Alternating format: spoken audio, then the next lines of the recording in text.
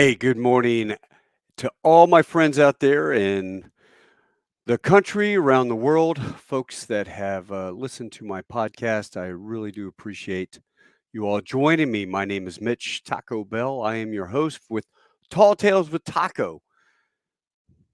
Saturday morning, I had to post this because I wanted to do a tribute to a man who we laid to rest yesterday at DFW National Cemetery, and that was Bill Stanbery.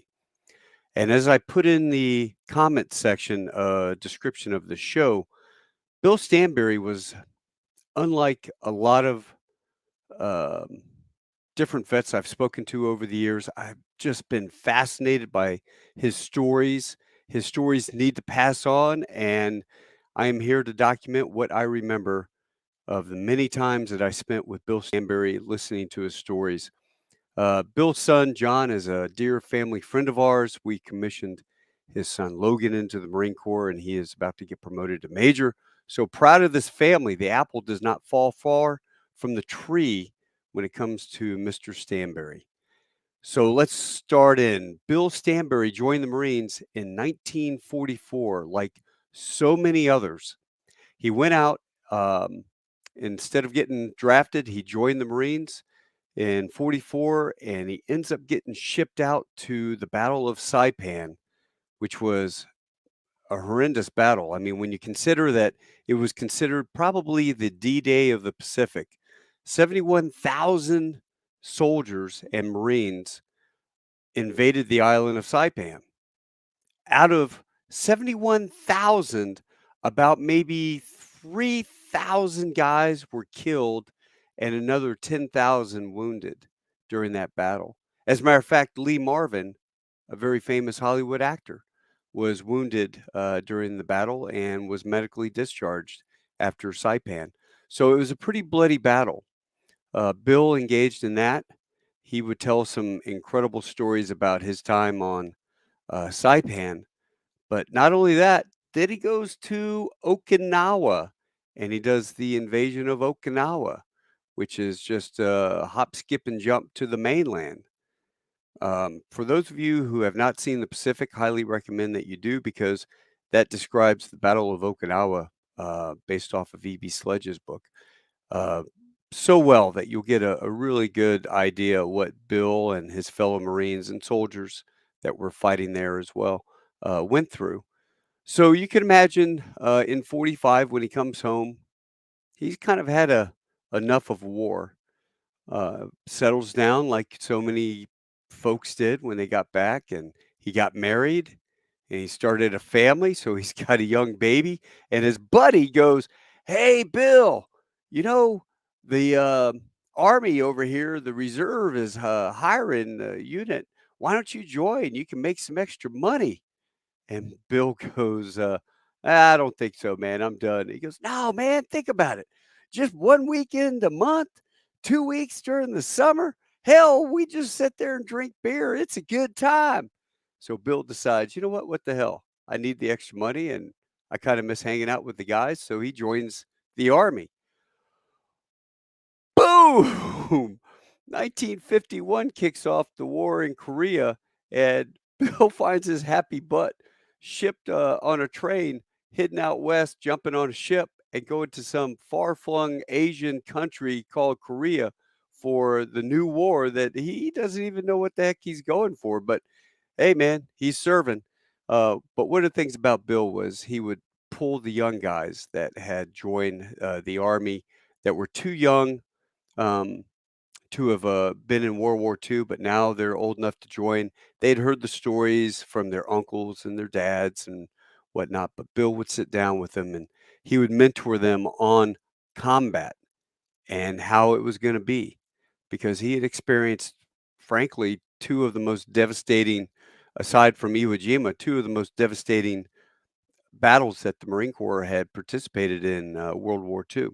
So off he goes to Korea, and they got there was one section in 51 where Bill, the army just basically got crushed.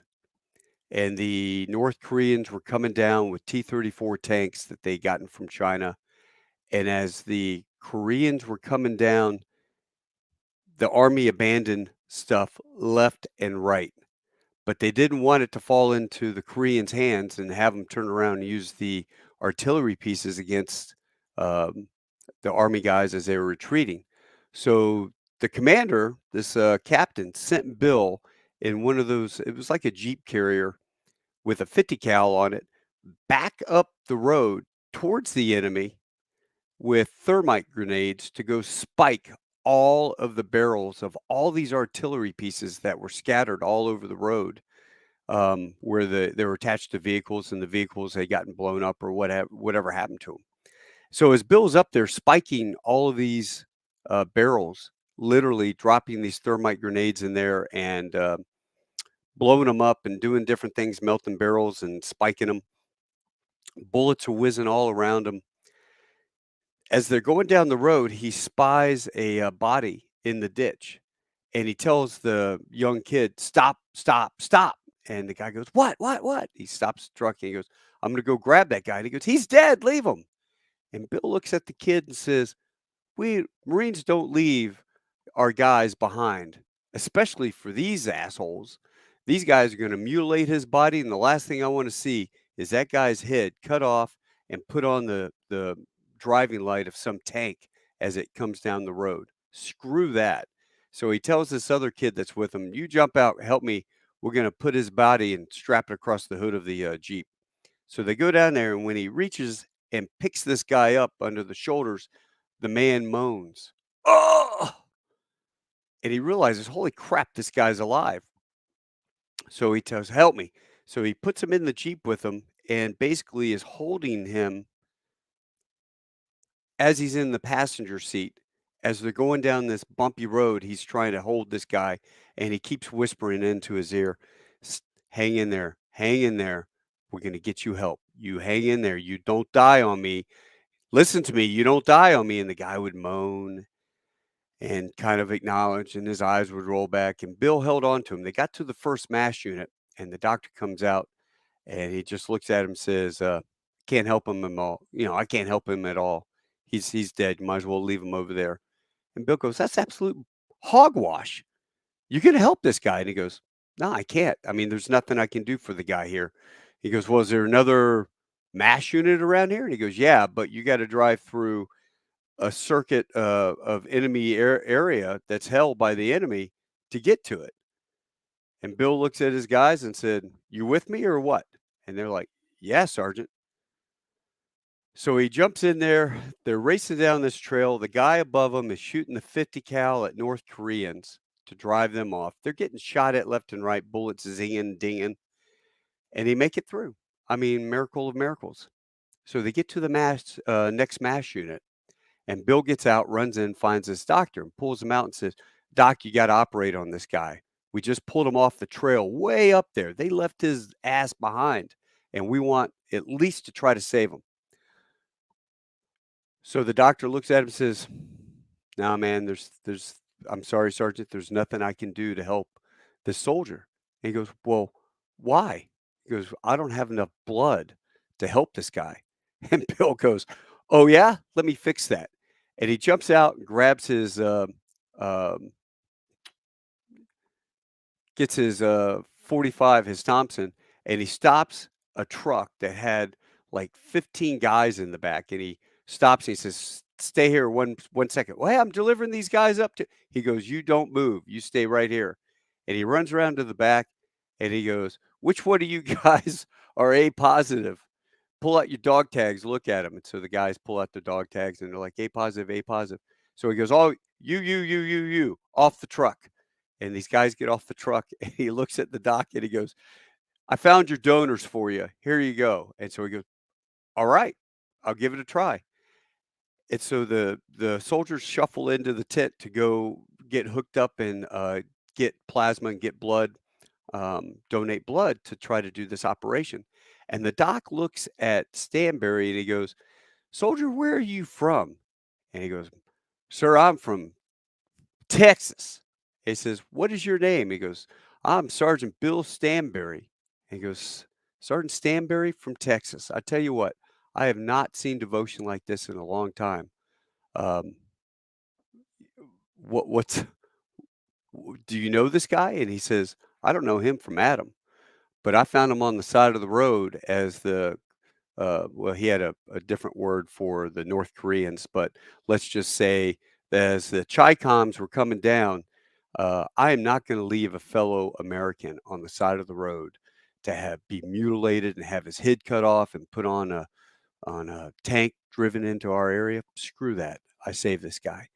And he says, "Well, if you're willing to do all that," and he told him the story about driving through to the first MASH, driving through enemy held territory to get to him. He goes, "If you're willing to do that for a guy, I'm going to do my damn best. I'll do my best." And so Bill is starting to leave, and he goes, "You always in the army?" And he says, "No, sir. I was in the Marines. I fought in Saipan and Okinawa." He goes, "All right. Bill Stanbery from Texas. Thank you so much." And he leaves. Well, Bill goes on to back to fighting and totally forgets about this guy. Doesn't check on him, doesn't find out anything about him. Fire and forget. He did his job. He's a Marine first, and now he's a soldier. And so that dedication is just one of those stories to me that was incredible. But the causal, I talked about God points in life. Bill's father, who was in the army in World War I and only had one lung because of a gas attack, is dying. And Bill being the only child, Red Cross, they flew him back to Texas to see his father, and he actually got back just in time before his father passed. So it was kind of a great deal. This is about 7 months after that incident with the soldier. So after his father passes, they bury him. He goes back to Japan because you would go through Japan, then they would fly you over to Korea to rejoin your unit.